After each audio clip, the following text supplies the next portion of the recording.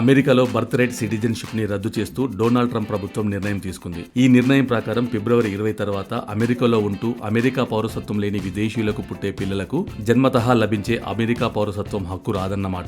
Birth right citizenship ఆదేశాలు అమలులోకి రాకముందే సిజేరియన్ చేయించుకునైనా సరే బిడ్డకు జన్మనివ్వాలని సి సెక్షన్ కోసం విదేశీయులు క్యూ కడుతున్నారట. ట్రంప్ ఆదేశాలు జారీ చేసిన 24 గంటల్లోనే దానిని సవాల్ చేస్తూ కోర్టులో దావాలు వేశారు. న్యూయార్క్, కాలిఫోర్నియా సహా మొత్తం 22 రాష్ట్రాల్లో ట్రంప్ నిర్ణయంపై మండిపడుతున్నాయి. అమెరికా రాజ్యాంగం ప్రకారం అమెరికాలో జన్మించిన వారికి పుట్టుకతోనే పౌరసత్వం లభిస్తుందని, 14వ రాజ్యాంగ సవరణ ద్వారా దీనిని జన్మ హక్కుగా మార్చారని కాలిఫోర్నియా అటార్నీ జనరల్ చెప్పారు. జన్మతహా లభించే ఈ పౌరసత్వ హక్కును మార్చడం అంత సులభం కాదని, 22 రాష్ట్రాలు వ్యతిరేకిస్తున్న కారణంగా రాజ్యాంగ సవరణ చేయడం కష్టమని, అమెరికా రాజ్యాంగానికి వ్యతిరేకంగా నిర్ణయం తీసుకోవడం ద్వారా ట్రంప్ తన పరిధిని దాటారని అమెరికా రాజ్యాంగ నిపుణులు అభిప్రాయపడుతున్నారు. అమెరికా అధ్యక్షుడు Donald Trump birth right citizenship నిర్ణయంపై ఎలాంటి ధోరణిని అవలంబిస్తాడో వేచి చూడాలి.